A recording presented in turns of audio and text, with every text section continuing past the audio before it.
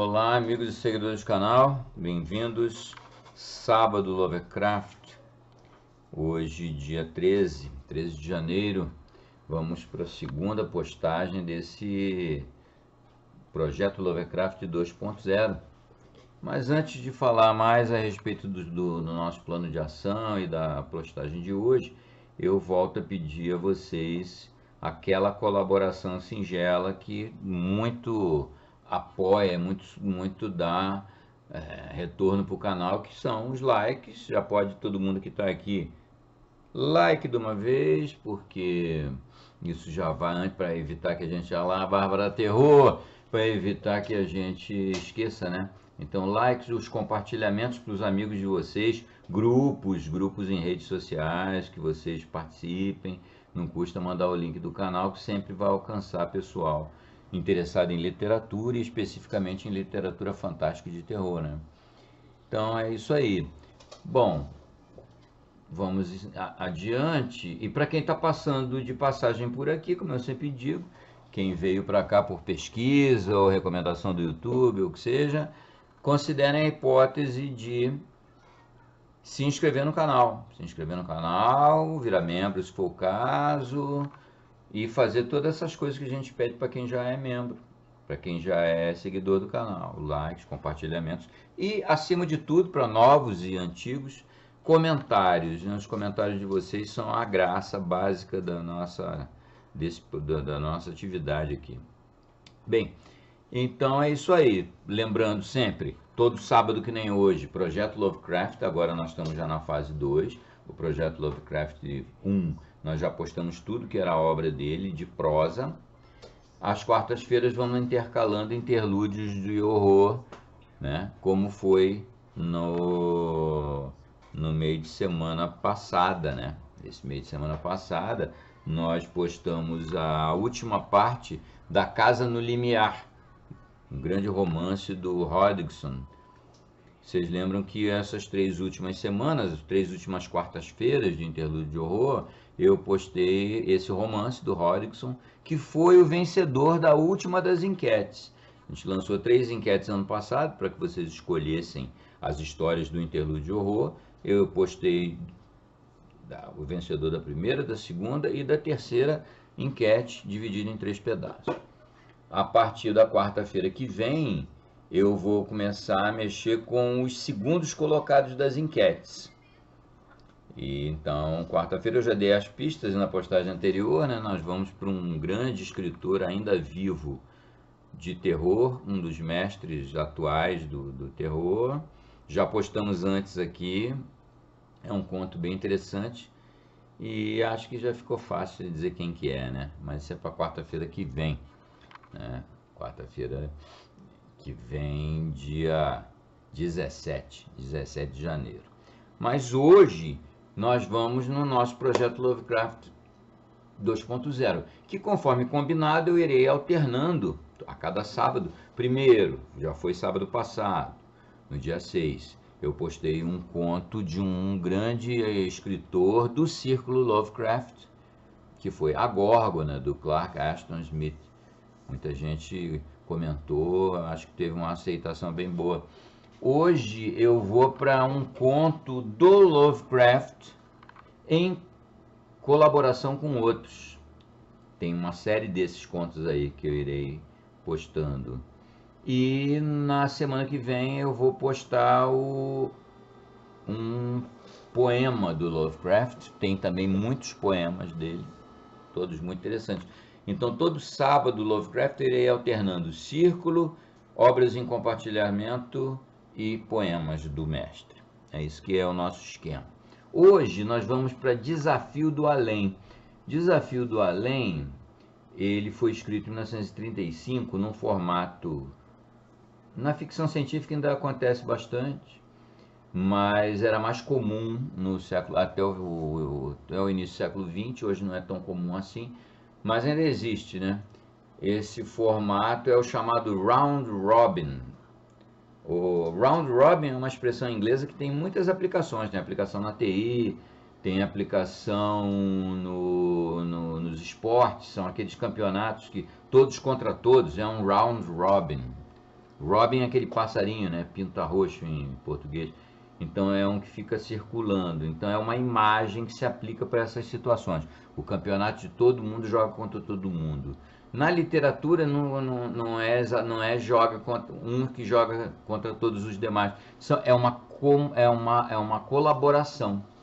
E essa colaboração ela contou com autores muito importantes. Mas aí tem uma historinha a respeito. Primeiro que esse conto ele é de 35, no final já de 35, o Lovecraft tinha acabado de escrever o que a gente narrou aqui, né?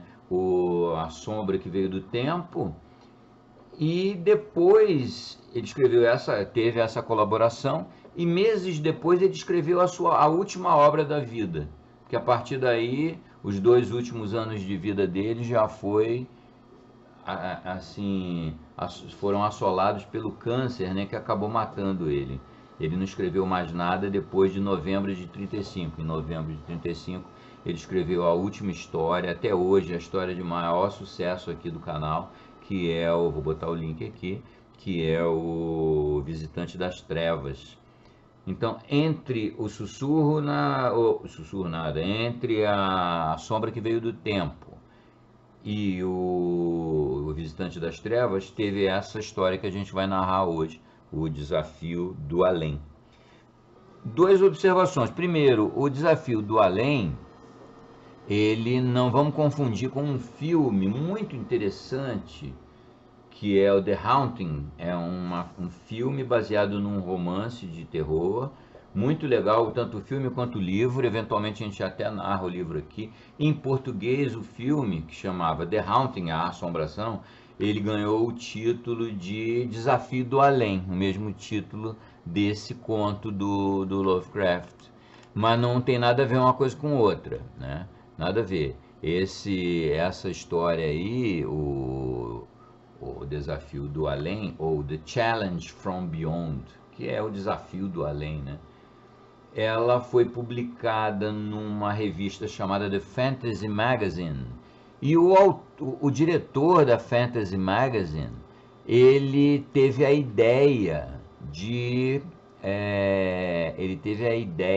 de fazer esses round robins. Ele fez 2 com o mesmo título. Isso é uma outra informação interessante.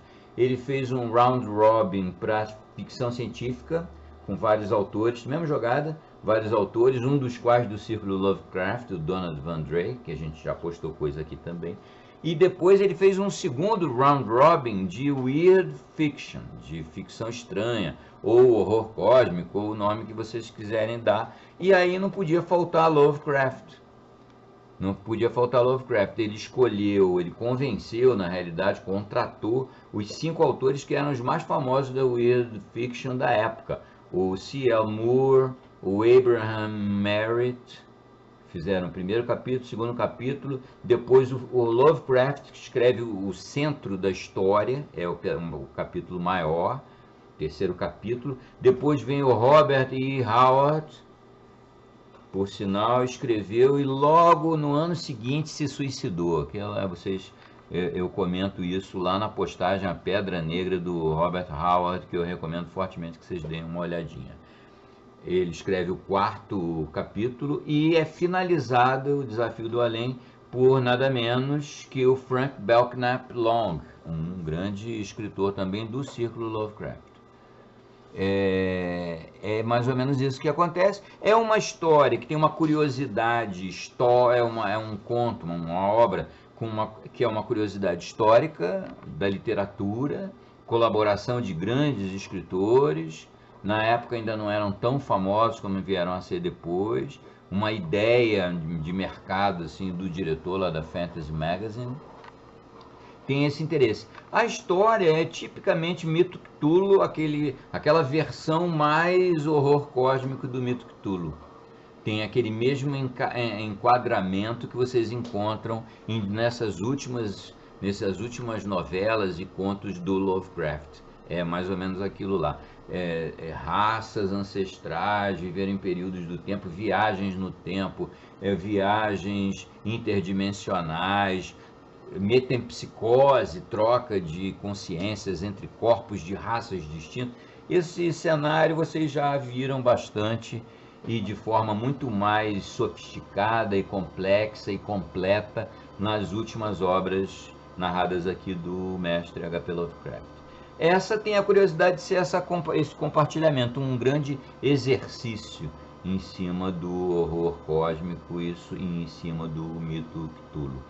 Tem essa curiosidade. A história em si é meio que uma história até bem simples, e como se fosse um resumo desse típico ambiente Lovecraftiano aí, com as pinceladas. É bacana prestar atenção, porque os estilos dos 5 são completamente diferentes, né? Eu acho que vocês vão gostar, certamente vão gostar. Então era isso que eu tinha para apresentar para vocês hoje, dando continuidade ao projeto Lovecraft 2.0, sempre trazendo alguma novidade. Essa postagem tem Lovecraft, mas num jeitão bem diferente. Espero que vocês gostem. Descubram aí qual é o nosso interlúdio de horror da quarta-feira que vem, quem é esse mestre moderno aí, e vamos nos despedindo. Eu e Babá Terror. Eu sei que eu posso não estar contando mais contos, mas vai ter um.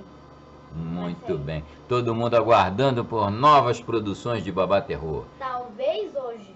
Talvez. Uau, melhor ainda. Saudações a todo mundo, divirtam-se, espero que vocês gostem do Desafio do Além.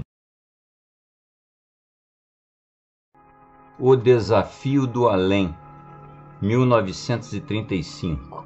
Esta obra trata-se de uma produção cooperativa entre Lovecraft e diversos outros autores. Capítulo 1. C.L. Moore foi a autora.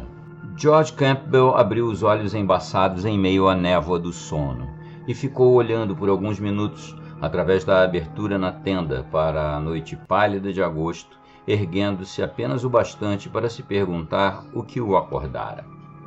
Havia nesses ares cortantes e claros das florestas canadenses um soporífico tão potente quanto qualquer droga. Campbell permaneceu imóvel por um momento, atravessando lentamente de volta as fronteiras deliciosas do sono, consciente de uma agradável fadiga, uma sensação inusitada de músculos bem usados e agora relaxados. Esses eram os momentos mais agradáveis das férias, afinal. Repouso após a labuta, na noite doce e clara da floresta. Luxuriosamente, enquanto sua mente afundava no esquecimento, ele pensou mais uma vez que 3 longos meses de liberdade estavam diante dele. Liberdade das cidades e da monotonia, liberdade do magistério e da universidade e dos estudantes, sem quaisquer resquícios de interesse pela geologia com a qual ele ganhava seu sustento, repetindo-a todos os dias em seus ouvidos obstinados. Libertação do... De repente, a deliciosa sonolência caiu sobre ele. Em algum lugar lá fora, um som de estanho batendo contra a lata invadiu sua paz. George Campbell se sentou de repente e apanhou a lanterna. Então sorriu e baixou-a outra vez, forçando os olhos através da escuridão da meia-noite lá fora. Entre as latas caídas de seus suprimentos, um animalzinho negro e anônimo estava rondando. Ele esticou um braço comprido e procurou entre as pedras em frente à porta da tenda para jogar. Seus dedos se fecharam em torno de uma pedra grande, e ele recuou a mão no movimento de lançar. Mas nunca a lançou. A coisa que encontrara na noite era tão estranha, quadrada, cristalina, obviamente artificial, com as arestas arredondadas. A estranheza de suas superfícies rochosas em seus dedos era tão notável que ele apanhou de novo a lanterna e acendeu a luz sobre o objeto que segurava. Toda a sonolência o deixou quando ele observou o que tinha encontrado em seu tatear distraído. Era transparente como cristal de rocha, aquele cubo estranho e polido. Quartzo, inquestionavelmente, mas não em sua habitual forma hexagonal cristalizada. De alguma maneira ele não podia imaginar o método. Tinha sido esculpida na forma de um cubo perfeito, com as faces desgastadas de cerca de 10 centímetros. Pois estava incrivelmente desgastado. O cristal, bastante duro, estava arredondado até que seus cantos quase desaparecessem e a coisa começasse a assumir os contornos de uma esfera. Eras e eras de desgaste, anos quase incontáveis deviam ter decorrido sobre aquela coisa estranha e clara. Mas o mais curioso de tudo era aquela forma que ele distinguia vagamente no coração do cristal. Para incrustar em seu centro havia um pequeno disco feito de uma substância clara e desconhecida, com alguns caracteres entalhados sobre a superfície envolta em quartzo. Caracteres em forma de cunha, reminiscentes da escrita cuneiforme. George Campbell franziu o senho e se aproximou mais do pequeno enigma que tinha nas mãos, intrigado e impotente. Como tal coisa poderia ter sido incrustada dentro do puro cristal de rocha? Uma lembrança remota flutuava em sua mente de antigas lendas que diziam ser o cristal de quartzo gelo que se solidificara demais a ponto de não poder derreter novamente. Gelo e caracteres cuneiformes. Sim, não tinha esse tipo de escrita se originado entre os sumérios, os quais vieram do norte nos primórdios mais remotos da história para se estabelecer no vale da Mesopotâmia primitiva? Então retomou o controle sobre seus sentidos e sorriu. O quartzo, por certo, tinha se formado nos primeiros períodos geológicos da Terra, quando não havia nada além de calor e rochas empilhadas. O gelo não viria senão dezenas de milhões de anos depois de aquela coisa ter se formado. E ainda assim, aquela escrita feita à mão, certamente, embora os caracteres não fossem familiares, exceto por sua vaga sugestão das notações cuneiformes. Ou poderia ter havido no mundo paleozoico seres capazes de linguagem escrita e em condições de gravar aquelas cunhas enigmáticas sobre o disco de quartzo que ele segurava? Ou poderia uma coisa daquelas ter caído do espaço como um meteoro sobre o rochedo informe de um mundo ainda não solidificado? Poderia... Então ele se levantou bruscamente e sentiu seus ouvidos arderem sob as imprecisões de sua própria imaginação. O silêncio, a solidão e a estranha coisa em suas mãos estavam conspirando para pregar peças com seu bom senso. Ele deu de ombros e colocou o cristal na beirada do colchão, apagando a luz. Talvez amanhã e uma mente clara trouxessem uma resposta para as perguntas que pareciam tão insolúveis agora. Mas o sono não veio facilmente.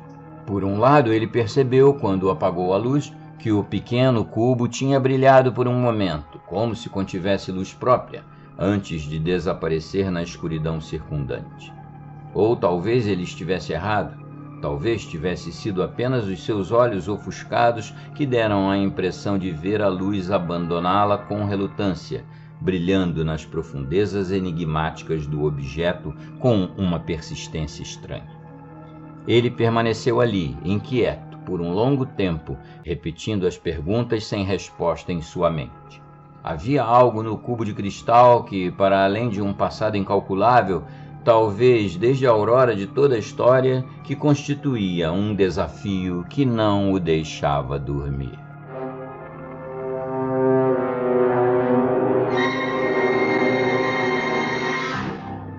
Capítulo 2.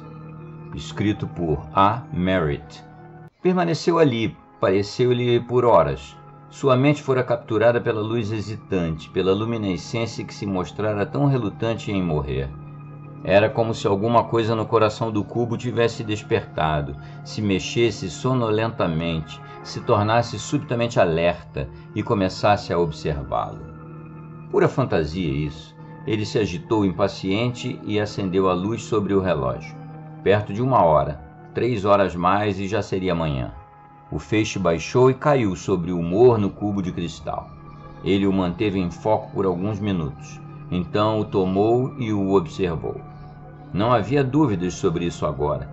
Quando seus olhos se acostumaram à escuridão, ele viu que o estranho cristal brilhava com diminutas luzes furtivas em seu interior, como se fossem fios de relâmpagos de safira. Estavam bem no centro e pareciam provir do disco pálido com suas gravações perturbadoras. E o disco em si estava se tornando maior, as marcações mudando de forma. O cubo estava crescendo. Seria uma ilusão provocada pelos pequenos relâmpagos? Ouviu um som. Era quase o fantasma de um som, como se os fantasmas de cordas de harpas vibradas por dedos fantasmagóricos. Ele se aproximou. Provinha do cubo. Havia um rangido na vegetação rasteira, uma agitação de corpos e um lamento agonizante, como o de uma criança em agonia, e que logo se cala. Alguma pequena tragédia de selvageria, caçador e presa. Ele deu alguns passos em direção ao tumulto, mas não conseguiu ver nada. Tomou de novo a lanterna e iluminou a tenda. Sobre o solo havia um pálido brilho azulado. Era o cubo. Ele se abaixou para apanhá-lo. Então, obedecendo a algum aviso obscuro, recuou a mão. E de novo ele viu. Seu brilho estava morrendo. Os pequenos relâmpagos cor de safira brilhavam intermitentemente, recuando de volta para o disco de onde tinham vindo. Não havia nenhum som. Ele se sentou, observando a luminescência aumentar e diminuir, mas cada vez se tornando mais nebulosa. Ocorreu-lhe que seriam necessários 2 elementos para produzir o fenômeno: o próprio raio elétrico e a sua atenção fixa. Sua mente devia viajar ao longo do brilho, prender-se no coração do cubo, cuja pulsação oscilava, até que... Ele sentiu um frio no espírito, como se proveniente do contato com alguma coisa alienígena. Era estranho, ele sabia, não vinha desta terra, não da vida desta terra. Ele conteve um tremor, apanhou o cubo e o levou para dentro da tenda. Não era nem quente nem frio. Exceto pelo seu peso, ele não teria consciência de estar segurando-o. Colocou-o sobre a mesa, mantendo o feixe da lanterna desviado dele. Então foi até a porta da tenda e fechou-a. Retornou à mesa, puxou a cadeira de acampamento e incidiu o feixe diretamente sobre o cubo, dirigindo-o o máximo que pôde em seu coração.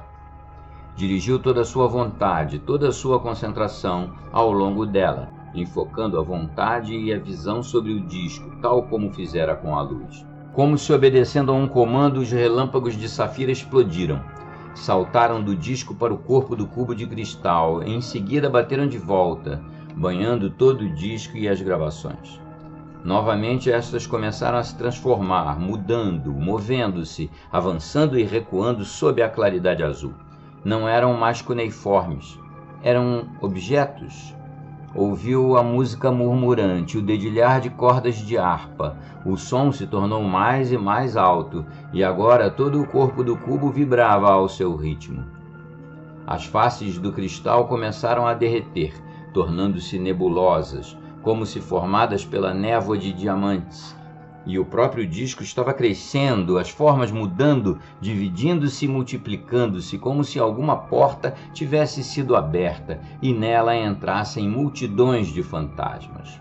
Mais e mais brilhante se tornava a pulsação da luz. Ele sentiu um pânico repentino.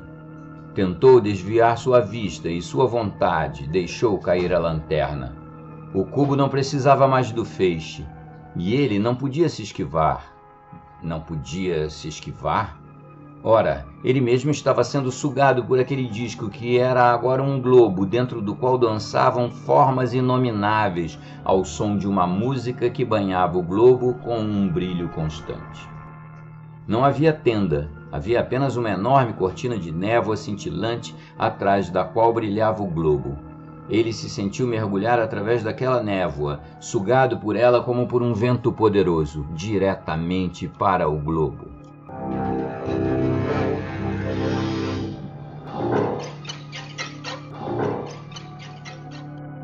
Capítulo 3. Texto criado por H.P. Lovecraft. À medida que a névoa turva dos sóis de safira se tornava cada vez mais intensa, os contornos do globo oscilavam e se dissolviam num caos agitado. Sua palidez e seu movimento e sua música se misturavam com a névoa envolvente, descolorindo-a até uma cor pálida de aço e imprimindo-lhe um movimento. E os sóis de safira se fundiam imperceptivelmente numa infinidade acinzentada de pulsações disformes. Enquanto isso, a sensação de movimento para frente e para fora se tornou intolerável, incrível e cosmicamente veloz. Qualquer padrão de velocidade conhecido na Terra pareceria diminuído, e Campbell compreendeu que qualquer fuga da realidade física significaria morte instantânea para qualquer ser humano. Mesmo assim, nessa hipnose estranha e infernal de pesadelo, a impressão quase visual de ser arremessado como um meteoro chegava a paralisar sua mente. Embora não houvesse pontos reais de referência no vazio cinzento e pulsante, ele sentia que estava se aproximando da velocidade da luz e mesmo ultrapassando-a. Finalmente sua consciência sucumbiu e a escuridão misericordiosa engoliu tudo. Foi muito subitamente e em meio à escuridão mais impenetrável que os pensamentos e as ideias retornavam a George Campbell. Quantos momentos, ou anos, ou eternidades tinham se passado desde seu voo através do vazio cinzento, ele não podia formar nenhuma estimativa. Sabia apenas que parecia estar imóvel e sem dor. De fato, a ausência de todas as sensações físicas era a qualidade mais evidente da sua condição. Fazia até a escuridão parecer menos escura e compacta, sugerindo que ele era, antes, uma inteligência desencarnada num estado para além das sensações físicas do que um ser corpóreo, cujos sentidos tivessem sido privados de seus objetos habituais de percepção. Ele podia pensar de forma brusca e rápida, quase sobrenaturalmente, sem, no entanto, formar qualquer ideia acerca de sua situação. Meio por instinto, ele percebeu que não estava mais em sua própria tenda. É verdade que ele poderia ter despertado de um pesadelo para um mundo igualmente negro, porém sabia que não era assim. Não havia nenhuma cama de acampamento debaixo dele. Ele não tinha mãos para sentir os cobertores, ou a superfície da lona, ou a lanterna que deveria estar perto dele. Não havia sensação de frio no ar, nenhuma abertura através da qual pudesse vislumbrar a noite pálida lá fora. Alguma coisa estava errada, terrivelmente errada. Recuando em seus pensamentos, pensou no cubo fluorescente que o tinha hipnotizado e tudo o que se seguira. Compreendera que sua mente estava indo, mas não fora capaz de retornar. No último momento houvera um medo pânico e chocante, um medo subconsciente para além mesmo daquele causado pela sensação do voo demoníaco. Tinha vindo de alguma vaga recordação ou de lembranças remotas, o que ele não pôde dizer de imediato. Um grupo de células na parte de trás de sua cabeça parecera descobrir uma qualidade familiar no cubo, e essa familiaridade vinha carregada de um sombrio terror. Agora ele tentava lembrar qual era a familiaridade e o terror. Aos poucos lhe ocorreu. Certa vez, há muito tempo, em conexão com seu trabalho de geólogo, lera a respeito de qualquer coisa parecida com esse cubo. Tinha a ver com aqueles discutíveis e inquietantes cacos de argila chamados de os fragmentos de Eltdown, escavados de estratos pré-carboníferos no sul da Inglaterra havia 30 anos. Sua forma e inscrições eram tão estranhas que alguns poucos especialistas sugeriram artificialidade e fizeram conjecturas acerca de sua origem. Provinham, por certo, de uma época em que os seres humanos ainda não existiam no globo, mas seus contornos e aspectos eram terrivelmente intrigantes. Foi assim que receberam tal nome. Não foi, no entanto, nos escritos de qualquer cientista sóbrio que Campbell vira essa referência a um globo de cristal contendo um disco. A fonte era bem menos respeitável e infinitamente mais vívida.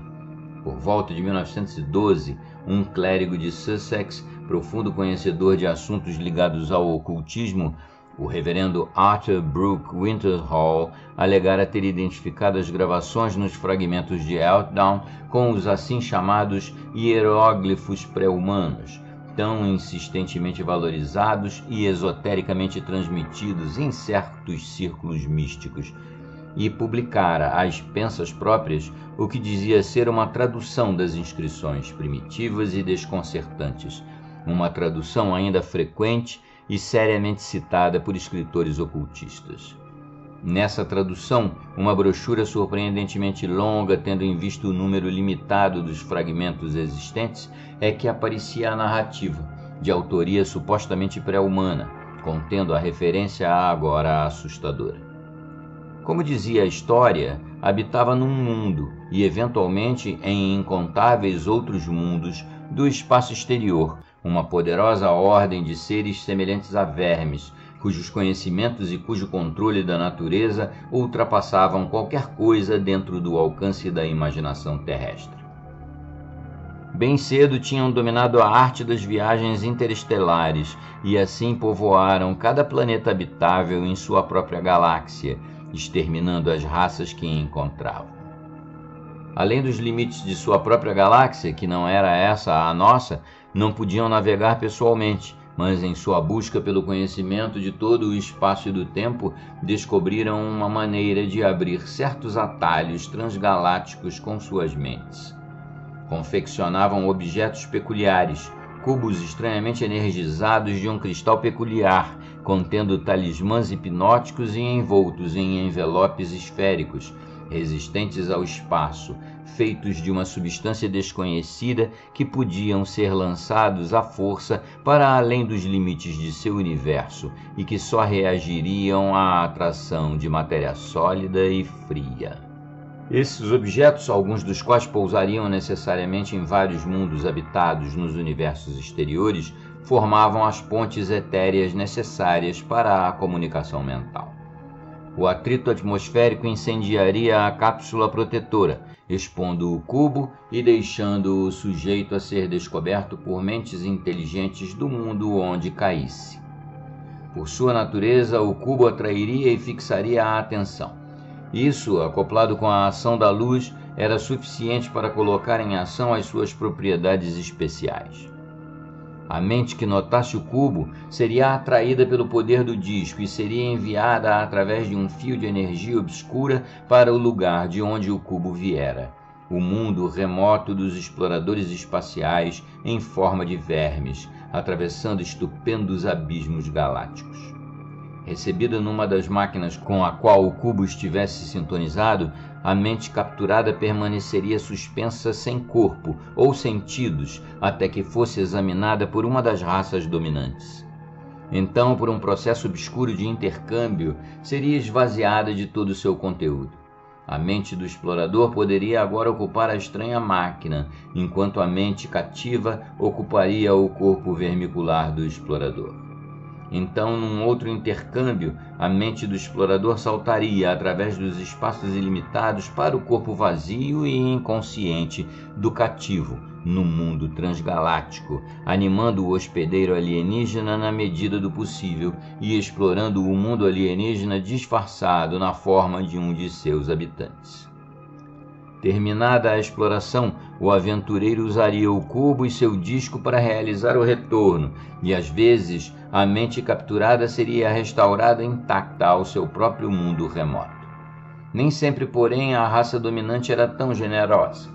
Às vezes, quando uma raça potencialmente importante, capaz de viajar no espaço, era encontrada, o povo vermicular usaria o cubo para capturar e aniquilar mentes aos milhares, e extirparia assim a raça por razões diplomáticas, usando as mentes exploradoras como agentes de destruição.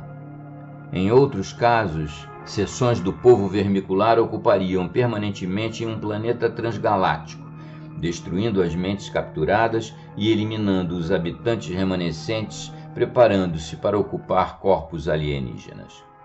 Nunca, entretanto, poderia a raça-mãe ser duplicada em tais casos, já que o novo planeta não conteria todos os materiais necessários para as realizações do povo vermicular. Os cubos, por exemplo, só podiam ser feitos no planeta natal. Apenas alguns dos inúmeros cubos lançados chegavam, eventualmente, a pousar e a encontrar resposta num mundo habitado, já que não havia tal coisa como direcioná-los para objetivos além da visão ou do conhecimento. Apenas 3, dizia a história, teriam alguma vez pousado em mundos habitados em nosso próprio universo particular. Um deles teria alcançado um planeta na periferia da galáxia há 2 milhares de bilhões de anos, enquanto o outro aterrissara há 3 bilhões de anos num mundo próximo ao centro da galáxia. O terceiro e o único que se sabe ter alguma vez entrado no sistema solar alcançou nossa própria Terra há cerca de 150 milhões de anos. Era principalmente desse último que a tradução do Dr. Winters Hall tratava. Quando o cubo atingiu a Terra, escreveu ele, a espécie terrestre dominante era uma raça de seres enormes em forma de cones, que ultrapassavam todas as anteriores ou posteriores em mentalidade e conquistas. Essa raça era tão avançada que teria de fato enviado mentes ao exterior, através do tempo e do espaço, para explorar o cosmos, tendo tomado consciência do que acontecera quando o cubo caiu do céu, e certos indivíduos sofreram transformações mentais depois de observá-lo. Percebendo que os indivíduos modificados representavam mentes invasoras, os líderes da raça os destruíram, mesmo ao preço de terem deixado as mentes deslocadas em exílio no espaço alienígena. Haviam tido experiência com transições ainda mais estranhas, quando, através de uma exploração mental do espaço e do tempo, formaram uma ideia aproximada do que era o cubo. Eles cuidadosamente esconderam a coisa da luz e da visão, considerando-a uma ameaça. Não desejavam destruir algo tão rico em possibilidades de experimentação posterior. De vez em quando, algum aventureiro afoito e inescrupuloso obteria furtivamente acesso a ele e experimentaria seus poderes perigosos, apesar das consequências, mas todos esses casos foram descobertos e tratados com segurança e drasticamente. Dessas intrusões malignas, o único resultado ruim foi que a distante raça vermicular descobriu, a partir dos novos exilados, o que havia acontecido com seus exploradores na Terra, e tomaram um ódio violento pelo planeta e por todas as suas formas de vida. E o teriam despovoado, se pudessem, tendo mesmo enviado cubos adicionais através do espaço, na esperança bestial de atingi-lo acidentalmente em locais desguarnecidos, mas tal evento jamais aconteceu. Os seres terrestres em forma de cone mantiveram o único cubo existente guardado num santuário especial, como uma relíquia e uma base para experimentos, até que, depois de eras, ele se perdeu em meio ao caos da guerra e da destruição da grande cidade polar onde era guardado. Quando, há 50 milhões de anos, os seres enviaram suas mentes para o futuro infinito com o intuito de evitar o perigo inominável do interior da Terra, o paradeiro do cubo sinistro do espaço se tornou desconhecido. Tudo isso, de acordo com o erudito ocultista, constava dos fragmentos de Eltdown. O que agora tornava o relato tão furtivamente amedrontador para Campbell era a minúcia e a exatidão com que o cubo alienígena fora descrito. Todos os detalhes eram calculados, dimensões, consistência, o disco central com os hieróglifos, os efeitos hipnóticos. Enquanto pensava no assunto continuamente em meio às trevas de sua estranha situação, começou a se perguntar se toda a sua experiência com o cubo de cristal, de fato a própria existência do mesmo, não seria apenas um pesadelo despertado por alguma memória subconsciente e bizarra dessa velha peça de literatura extravagante e charlatã. Se fosse assim, o pesadelo devia estar em vigor, já que seu presente estado, aparentemente sem corpo, nada tinha de anormal. Do tempo consumido por essa rememoração e essa reflexão confusa, Campbell não saberia estimar. Tudo em seu estado era tão irreal que as dimensões e mensurações ordinárias se tornaram sem sentido. Pareceu uma eternidade, mas talvez não tivesse demorado tanto até que aconteceu a primeira e brusca interrupção. O que aconteceu foi tão estranho e inexplicável quanto a escuridão que veio antes. Houve uma sensação mais da mente do que do corpo, e de uma vez só, Campbell sentiu que seus pensamentos eram varridos ou sugados de uma maneira tumultuada e caótica para além de seu controle. Lembranças fluíram desordenadas e confusas. Tudo o que ele sabia, todo o seu passado pessoal, tradições, experiências, conhecimentos, sonhos, ideias e inspirações, se escoou abrupta e simultaneamente com uma velocidade vertiginosa e uma abundância que logo o impossibilitou de acompanhar qualquer conceito separado. O desfile de todos os seus conteúdos mentais tornou-se uma avalanche, uma cachoeira, um vórtice. Era tão horrível e vertiginoso quanto seu voo hipnótico através do espaço quando o cubo de cristal o puxou. Finalmente esvaziou sua consciência e trouxe um novo esquecimento. Outro vazio imensurável, e depois um lento gotejar de sensações. Desta vez era físico, não mental. Luz de safira e um som lento e distante. Havia impressões táteis. Ele podia sentir que estava deitado sobre alguma coisa, embora houvesse uma estranheza desconcertante sobre a sensação de sua postura. Ele não conseguia conciliar a pressão da superfície de apoio com os seus próprios contornos, ou com os contornos da forma humana. Tentou mover os braços, mas não obteve resposta definida a essa tentativa. Em vez disso, havia pequenas e ineficazes contrações nervosas por toda a área que parecia marcar o seu corpo. Tentou abrir mais os olhos, mas descobriu-se incapaz de controlar o seu mecanismo. A luz de safira chegava de um modo difuso, nebuloso e não podia ser, em parte alguma, voluntariamente concentrada e com definição. Gradualmente, porém, as imagens visuais começaram a fluir de forma indecisa e curiosa. Os limites e qualidades da visão não eram aqueles com os quais estava acostumado, mas ele podia correlacionar aproximadamente a sensação com o que conhecera como sendo a visão. Quando essa sensação atingiu certo grau de estabilidade, Campbell percebeu que ainda devia estar no auge do pesadelo. Parecia estar num cômodo de extensão considerável, de altura média, mas com uma área bastante ampla. De todos os lados, e era como se ele pudesse ver todos os lados ao mesmo tempo, havia fendas altas e estreitas que pareciam servir como portas e janelas combinadas. Havia mesas baixas e pedestais singulares, mas nenhuma mobília de natureza ou proporções normais.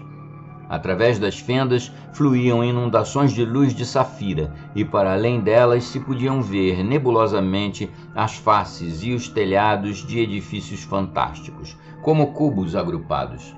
Nas paredes, nos painéis verticais que havia entre as fendas, viam-se estranhas inscrições de caracteres desconhecidos e inquietantes. Demorou algum tempo até que Campbell descobriu por que o perturbavam tanto. E então ele viu que eram, repetidos em certos aspectos, exatamente iguais a alguns dos hieróglifos do disco no cubo de cristal. O verdadeiro elemento de pesadelo foi, porém, algo mais do que isso. Começou com a coisa viva que de repente entrou por uma das fendas, avançando deliberadamente em sua direção e segurando uma caixa de metal de proporções bizarras e superfícies vítreas e espelhadas. Pois tal coisa não tinha nada de humana, nada de terrena, nem mesmo nada de algum mito ou sonho humano. Era um verme ou centopeia gigantesca de cor cinzenta clara, com a largura de um homem e o comprimento de dois, exibindo uma cabeça em forma de disco, aparentemente destituída de olhos, ornada de cílios e com um orifício central roxo. Deslizava sobre seus pares de patas traseiras, com a parte dianteira levantada verticalmente, as pernas, ou pelo menos 2 pares delas, servindo como braços. Ao longo de sua espinha dorsal havia um curioso pente arroxeado e uma cauda em leque, formada por um tipo de membrana cinzenta que arrematava o todo grotesco. Havia um anel de pontas vermelhas e flexíveis em torno do pescoço, e das contorções dessas pontas, os estalidos soavam em ritmos medidos e deliberados. Aqui, de fato, estava o maior pesadelo em sua essência, a fantasia caprichosa em seu ápice. Mas não foi ainda essa visão de delírio que fez com que George Campbell tombasse pela 3ª vez na inconsciência. Houve uma outra coisa, um toque final, insuportável, que o levou a isso. Quando o inominável verme avançou com sua caixa brilhante, o homem deitado captou, na superfície espelhada, um vislumbre do que deveria ser o seu próprio corpo. No entanto, horrivelmente consciente de suas sensações desordenadas e desconhecidas, não era de todo o seu próprio corpo que ele viu refletido no metal polido. Era, em vez disso, a repugnante massa cinza clara de uma das grandes centopeias.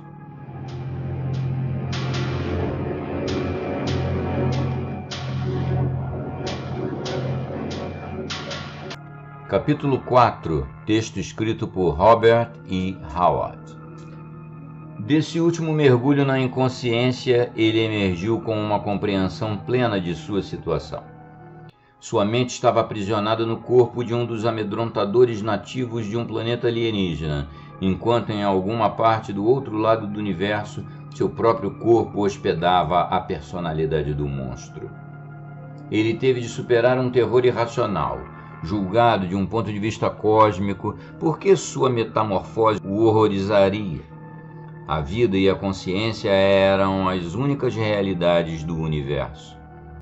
A forma não era importante. Seu corpo atual era hediondo apenas para os padrões terrestres. O medo e a repulsa afogaram-se na excitação de uma aventura titânica. O que era o seu corpo anterior, senão um invólucro, que a morte eventualmente descartaria de qualquer maneira? Ele não tinha ilusões sentimentais sobre a vida da qual tinha sido exilado. O que lhe dera a ela senão trabalho, pobreza, frustração contínua e repressão? Se esta vida que o aguardava não lhe oferecesse mais, pelo menos não lhe oferecia nada menos. A intuição lhe dizia que oferecia mais, muito mais. Com a honestidade que se torna possível apenas quando a vida é despojada até dos seus fundamentos, teve consciência de que se lembrava com prazer apenas das delícias físicas de sua vida anterior. Mas há muito ele já havia esgotado todas as possibilidades físicas contidas naquele corpo terreno. Esgotaram-se os estímulos da terra. Mas, na impressão desse novo corpo estranho, ele sentia as promessas de deleites estranhos e exóticos. Uma exultação selvagem o invadiu. Ele era um homem sem um mundo, livre de todas as convenções ou inibições da Terra, ou deste planeta estranho, livre de toda a restrição artificial do universo. Ele era um deus. Com sombria satisfação, pensou em seu velho corpo movendo-se entre os negócios e a sociedade na Terra, com um monstro alienígena a olhar através das janelas que eram os olhos de George Campbell para pessoas que fugiriam dele se soubessem. Que ele caminhasse pela Terra e matasse e destruísse à vontade. A Terra e suas raças não tinham mais qualquer significado para George Campbell.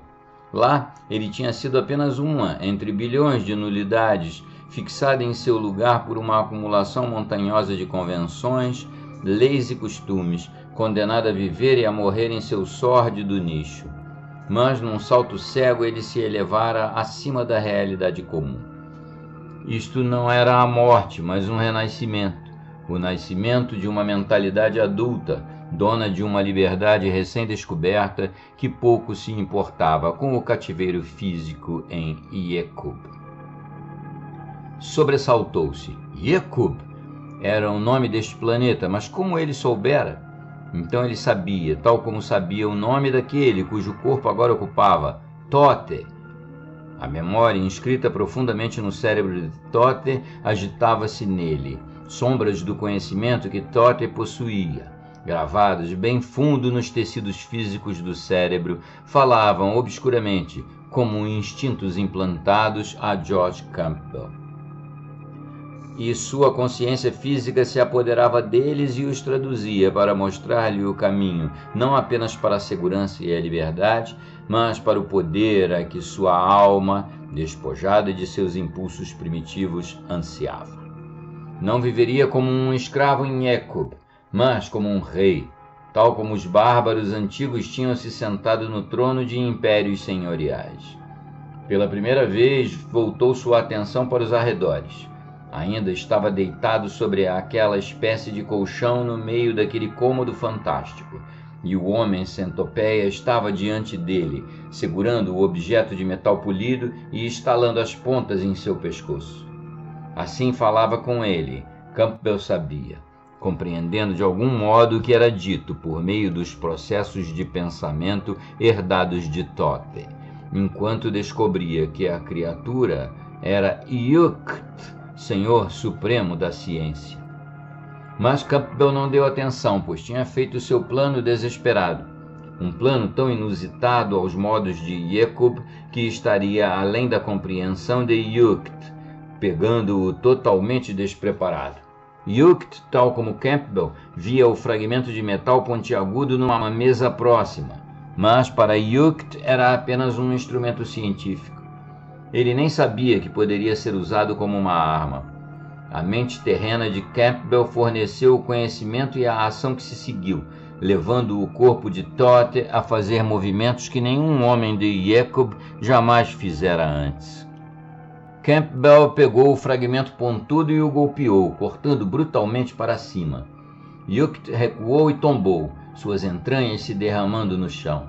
Num instante, Campbell já deslizava para a porta. Sua velocidade era surpreendente, estimulante, primeiro cumprimento da promessa de novas sensações físicas.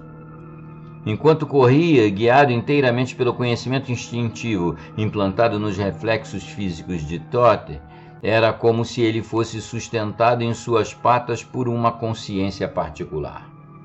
O corpo de Thoth o transportava através de uma via que fora percorrida milhares de vezes antes, quando, animado pela mente de Thoth, correu por um corredor sinuoso, subiu por uma escada retorcida, atravessou uma porta esculpida e os mesmos instintos que o tinham levado ali lhe diziam que encontrara o que procurava.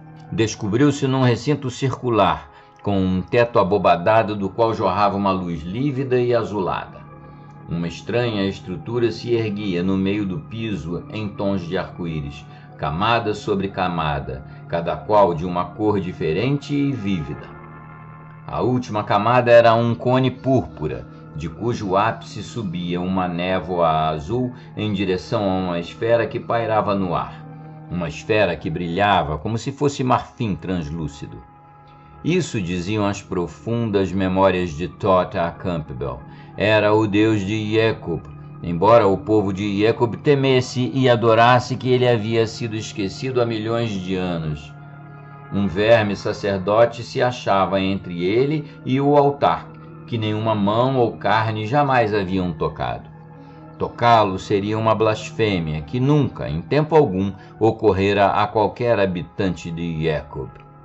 O verme sacerdote permaneceu horrorizado até que o fragmento de Campbell lhe arrancasse a vida. Com suas pernas de centopeia, Campbell subiu as camadas do altar, indiferente aos seus estremecimentos súbitos, sem se importar com a transformação que começou a ocorrer na esfera flutuante, sem se importar com a fumaça que agora se acumulava em nuvens azuis. A sensação de poder o embriagava. Não temia as superstições de Jacob mais do que temia as da terra. Com aquele globo em suas mãos, ele se tornaria rei de Jacob. Os homens vermes não se atreveriam a lhe negar coisa alguma enquanto ele mantinha seu Deus como refém. Ergueu uma mão até a esfera, não mais em tons de marfim, mas vermelha como sangue.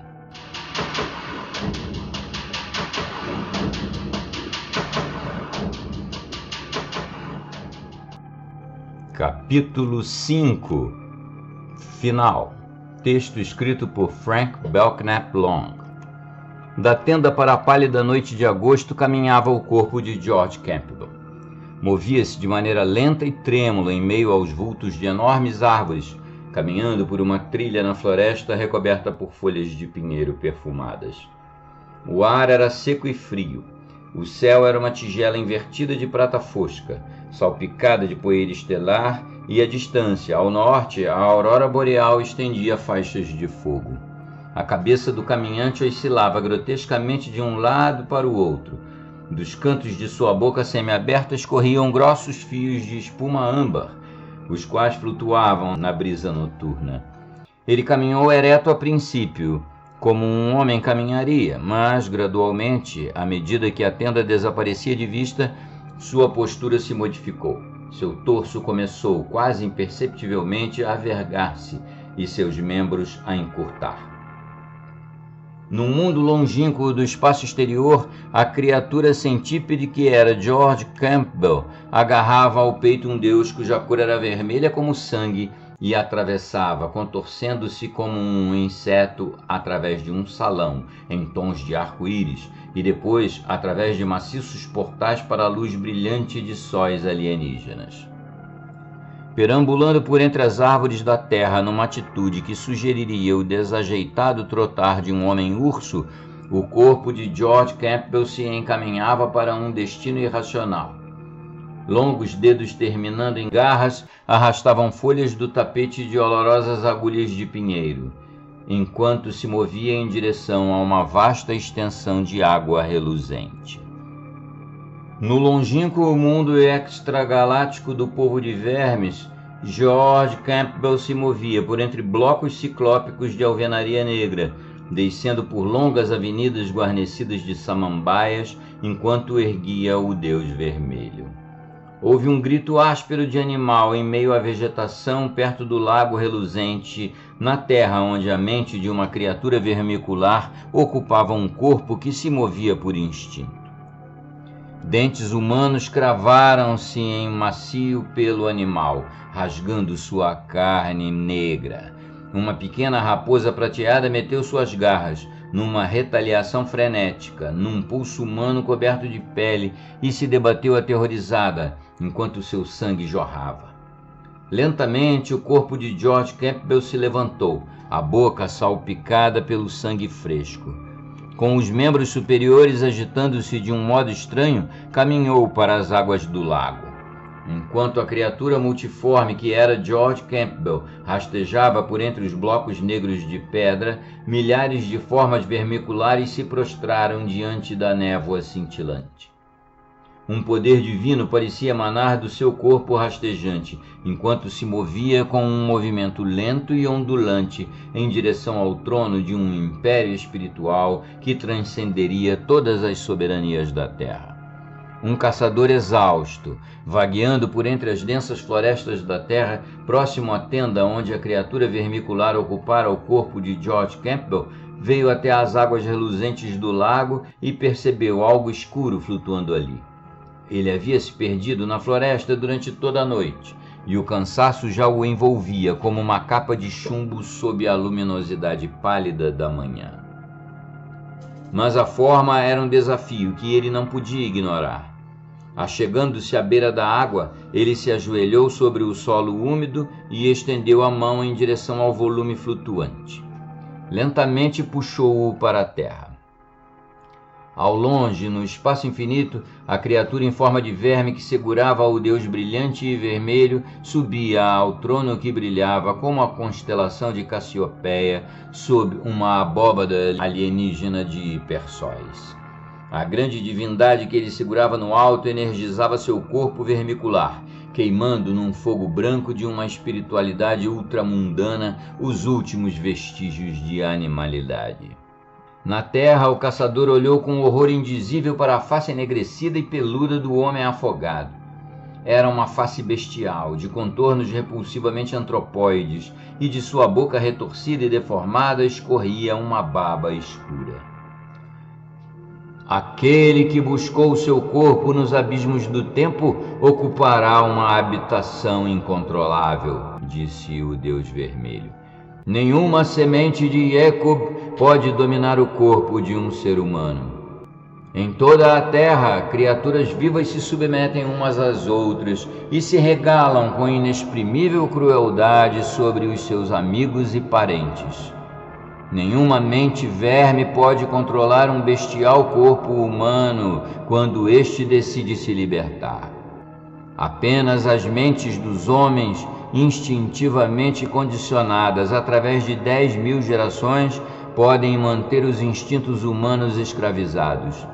Seu corpo se destruirá a si mesmo na terra, buscando o sangue dos seus semelhantes, buscando a água fresca, onde possa chafurdar à vontade, buscando sua eventual destruição, pois o instinto de morte é mais poderoso nele do que os instintos de vida, e se destruirá a si mesmo na tentativa de retornar à lama de onde emergiu. Assim falou o Deus vermelho e redondo de Jacob a George Campbell, num longínquo segmento do contínuo espaço-temporal, enquanto este último, purgado de todo o desejo humano, se sentou num trono e governou um império de vermes com mais sabedoria e benevolência do que qualquer homem da terra jamais governou um império de homens. Fim.